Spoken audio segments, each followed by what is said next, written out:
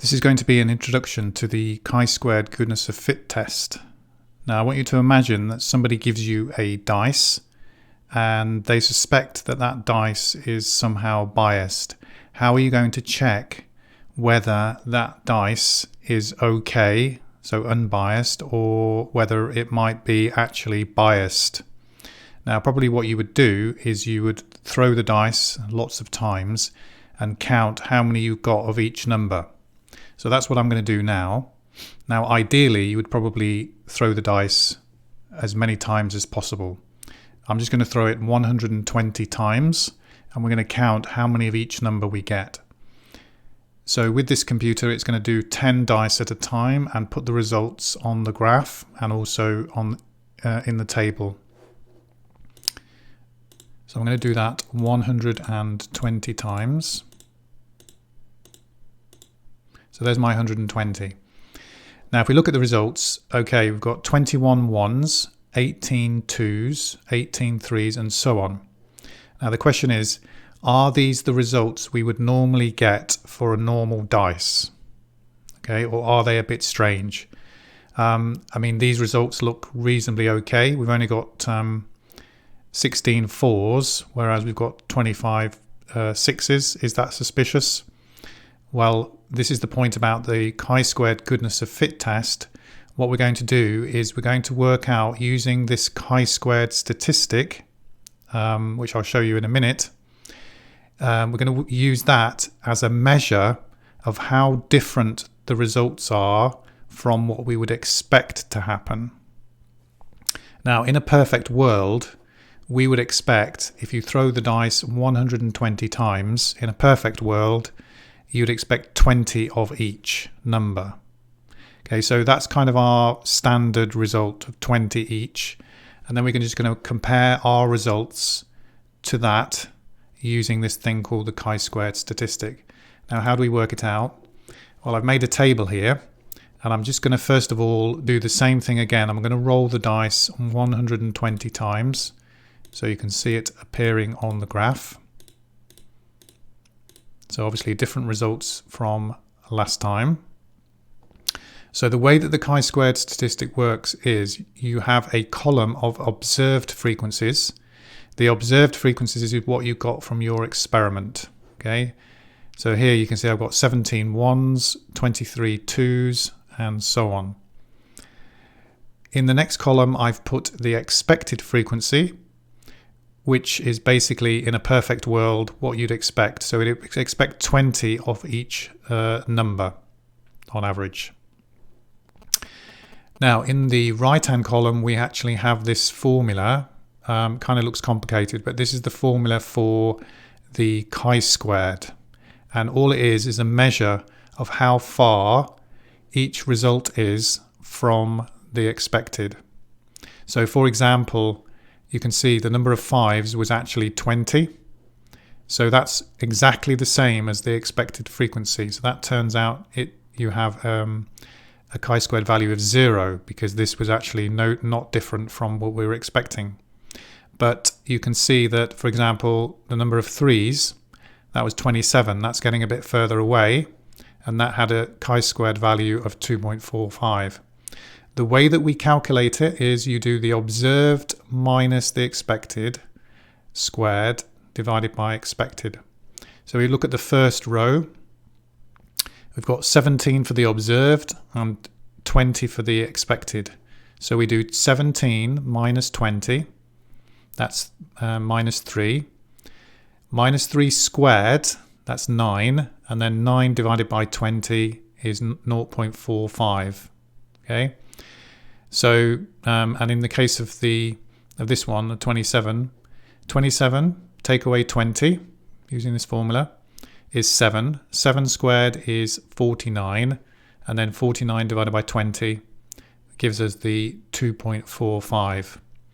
Now our final result is adding all of these 6 chi-squared values together to get the total. So in this case we've got 4.6 as a measure of the difference between our observed frequencies and the expected frequencies.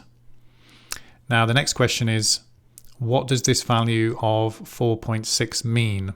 Is that actually kind of a good score, meaning that this is what you would normally expect, a difference you'd normally expect? Or is this in some way suspicious?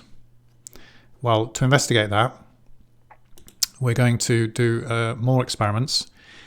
Here I have just a normal dice, and again we're going to roll it 120 times. So I'll just press this button once. So here I have my results, similar to the ones we did before, and the computer has calculated that for these results, these frequencies, these observed frequencies, the chi-squared value would be 4.7, and I've put that on the graph here as this red dot. Now what I'm going to do now is I'm going to repeat that 100 times so that we can see what type of values we get for chi-squared normally with just normal dice.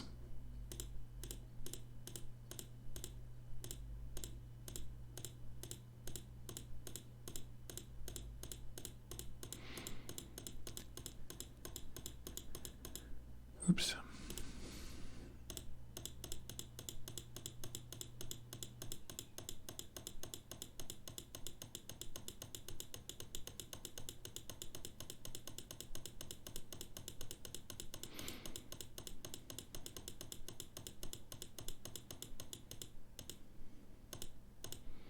Okay, so there's my 100 values. Now you can see that most of the values are actually between 0 and 10. In fact, between 0 and kind of 12, 13. We have these, looks like 2 values here, these kind of freak values. Not sure what happened there. But obviously, that's kind of possible. Although it looks a little bit unusual, actually. But anyway, you can see that most of the results are between 0 and 10. Okay, now to go one step further than that, what I'm going to do here is actually repeat that not 100 times, but 1,000 times. And I'm going to put them onto this graph so we can see what type of values we normally get for a normal dice, the chi-squared values that we normally get. So this is the distribution of 1,000. And you can see that I've put here the percentage larger than 11.3 is 5.1%. I'll explain a little bit about this later, but basically we can show mathematically that for this situation 5% of the values should be bigger than 11.3 and 95% of the chi-squared values should be less than 11.3. Why is that important? Well, it means that we can do a test and roll our dice 120 times, and if we get a number which is bigger than 11.3, then we know that there's something probably suspicious about this dice.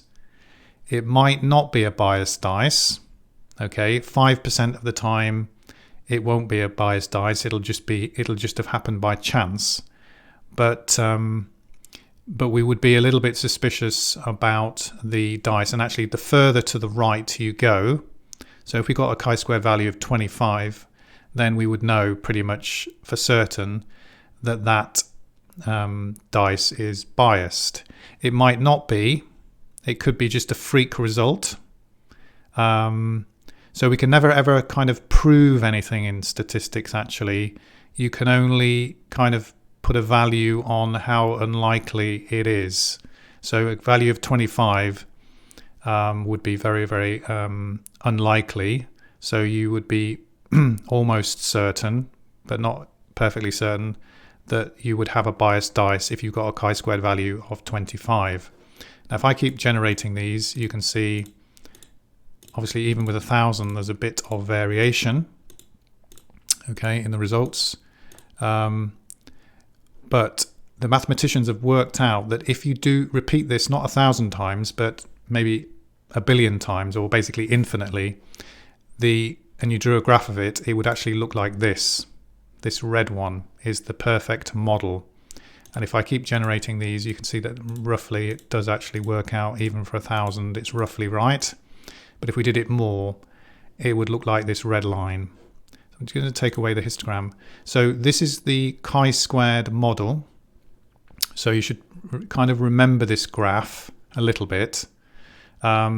because what we're going to do with our tests is we're going to decide whether we're in this red region or not.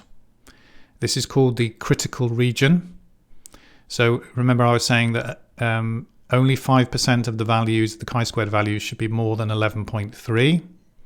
So we're going to use this region as our critical region for deciding whether we've got a biased dice or not. So anything bigger than 11.3, we're going to be suspicious that it might be a biased dice.